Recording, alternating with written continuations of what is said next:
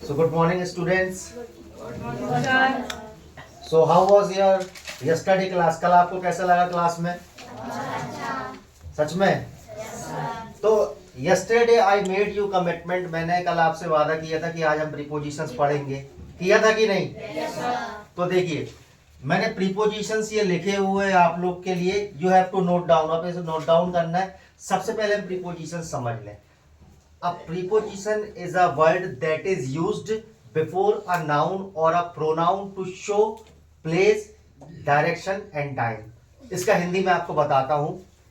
Preposition का हिंदी अर्थ होता है पूर्व सर्ग. क्या होता है? पूर्व सर्ग. इसका उपयोग जो इन शब्दों का उपयोग हम जो करते हैं, इनको संज्ञा या सर्वनाम के पहले रखा जाता है. किसके पहले रखा जाता है? संज्ञा या सर्वनाम. किस चीज को बताने के लिए?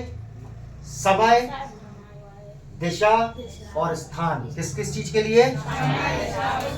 किस चीज की? संज्ञा या सर्वनाम की. इसलिए इसका नाम हमने क्या रखा है?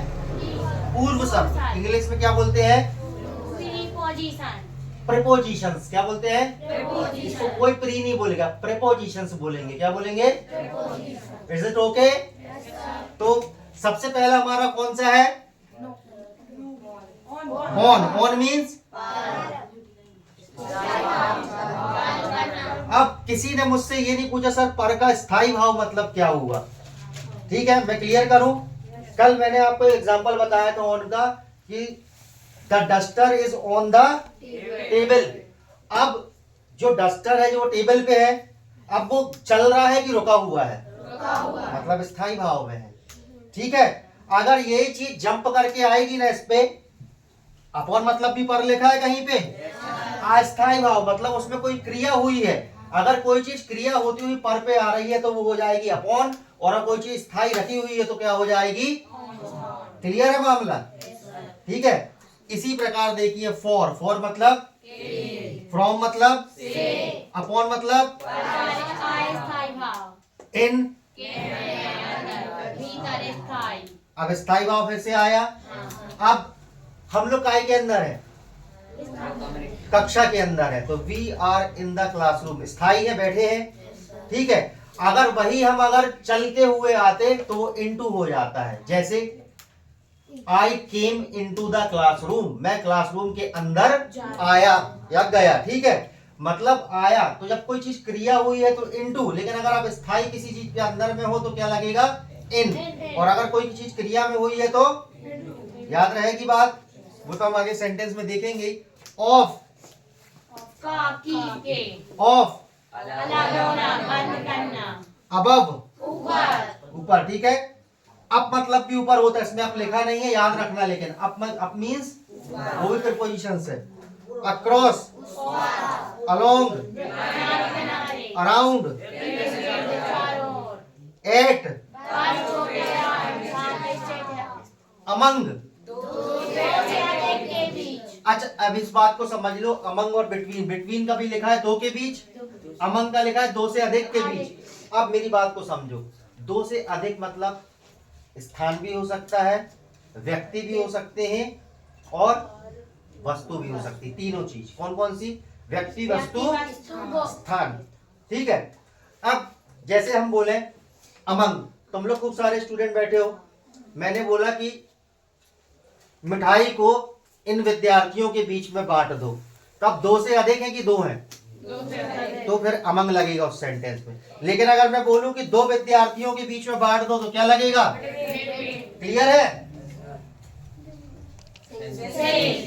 से मतलब कोई समय बताने के लिए. वो कब से यहां रह रहा है? सन 2022 से. तो सिंस 2022. टू टुवर्ड्स की ओर. अपन लिखते हैं टू द प्रिंसिपल. तो प्रति लिखते हैं हिंदी में, प्रति प्रधान अध्यापक. तो टू लगता है. फिर इसको पढ़ते बन रहा है बीनीथ. क्या है ये? ये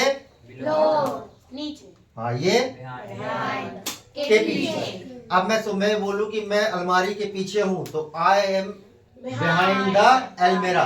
अलमीरा वो इसको क्या बोलते हैं? अलमीरा. क्या बोलते हैं? अलमारी को.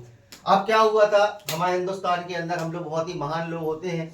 अब हमको एल्मेरा बोलते नहीं बन रहा था। उस जमाने में इंग्लिश चलती नहीं थी तो लोगों को बोलते नहीं बनता था, ग्रामीण परिवेश था उस समय, हर कोई पढ़ा लिखा नहीं था। अब उनसे एल्मेरा बोलते नहीं बन रहा तो उन्होंने क्या बोल दिया, अलमारी। अब और बढ़ चढ़ के बात हुई हॉस्पिटल, क्या हुआ, अब उतने पुराने लोग उनका मुंह नहीं पलट पा रहा हॉस्पिटल तो उन्होंने क्या बोलो, अस्पताल, क्या बोल दिया। अब कॉलेज को बोलते कॉलेज जाओगे, कॉलेज, जबकि वो है क्या है, कॉलेज है, लेकिन पहले जमाने के लोग क्या बोलते रहे, कॉलेज। तो ये फर्क है। अब आप ही लोग की स्कूल का मैं बताता हूँ, बहुत जगह ऐसा होता है कोल्ड लिखा रहता है, CALLED कोल्ड, ठीक है। अब स्कूल में क्या बोलते हैं पुराने लोग, काल्ड, क्या बोलते हैं, ये कोई शब्द ही नहीं है, काल्ड क्या शब्द होगा, कोल्ड। जहां भी AL आ जाए वो ऑल हो जाता है, क्या हो जाता है, ऑल, याद रखेंगे।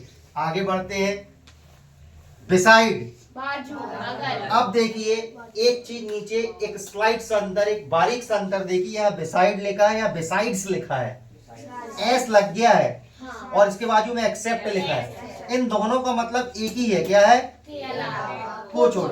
अगर आप बिसाइड बोल दोगे तो बाजू हो जाएगा, लेकिन अगर आप बिसाइड्स बोल दोगे तो के अलावा को छोड़कर हो जाएगा। अब इसमें भी एक चीज देखो, यहाँ एक्सेप्ट लिखा है, एक एक्सेप्ट स्वीकार करना भी होता है कि मैं एक्सेप्ट करता हूं, लेकिन उसकी स्पेलिंग दूसरी होती है, ACCEPT रहता है। ये एक्सेप्ट बोलोगे तो बिसाइड्स में चले जाएगा, के अलावा। वो हम सेंटेंस में सीखेंगे। टिल, अंटिल, जब तक नहीं, विथ, साथ, विदाउट, के बिना, अलोंग विथ, साथ साथ। क्लियर है, आगे बढ़े, आगे बढ़े, सर। ठीक है। तो फिर कल का होमवर्क चेक करते हैं सबसे पहले। Okay sir.